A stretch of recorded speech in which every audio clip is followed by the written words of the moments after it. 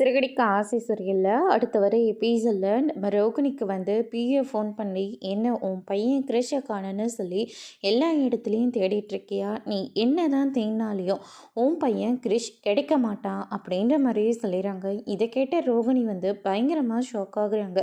ஏய் என்னடா சொல்கிற அப்படின்னு சொல்லிட்டு கேட்டோன்னு, உன் பையன் கிரிஷ் இப்போ என்னோட தான் இருக்கான். உன் பையன் கிரிஷ் உனக்கு திரும்ப உயிரோடு வேணும்னா நான் கேட்குற பணத்தை நீ எனக்கு கொடுக்கணும்.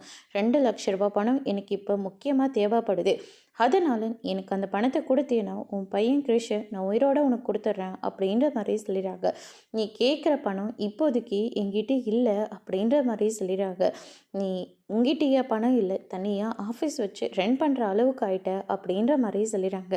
சரி நான் ஒரு நம்பர் சொல்கிறேன், அந்த நம்பருக்கு ஃபோன் பண்ணி நீயே கேளு அப்படின்னு சொல்லிட்டு மனோஜோட நம்பரை வந்து கொடுக்குறாங்க. மனோஜ் இருந்துட்டு முத்து எல்லாருக்கும் கான்ஃபரன்ஸ் கால் போட்டு கேட்டுட்ருக்காங்க. உன் பையன் கிரிஷ் உங்களுக்கு வேணும்னாக்க நீங்கள் 2,00,000 பணம் எனக்கு கொடுக்கணும் அப்படின்ற மாதிரி சொல்கிறாங்க. விஜயா இருந்துட்டு 2,00,000 பணம் அந்த பையனுக்காக நாம் செலவு பண்ணோமா, போய் தொலைதுன்னு சொல்லிட்டு விட்டுற வேண்டியதான். அப்படி இல்லாட்டி போலீஸ் ஸ்டேஷனில் போய் கம்ப்ளைண்ட் கொடுத்துட்டு அவங்கவுங்க வேலையை போய் பாருங்க அப்படின்ற மாதிரி சொல்லிடுறாங்க. ரோகிணி இருந்துட்டு ரொம்பவே பயந்து போகிறாங்க. கிரிஷ் ஒரு பக்கம் பிஏ கிட்ட வேறு இருக்காங்க. அதோட இன்னைக்கான பிரம முடிச்சிருக்காங்க. இனி கிரிஷை எப்படி மீட்டு எடுக்க போகிறாங்கன்றத வரப்போகிற எபிசோடில் பார்க்கலாம். தேங்க்யூ.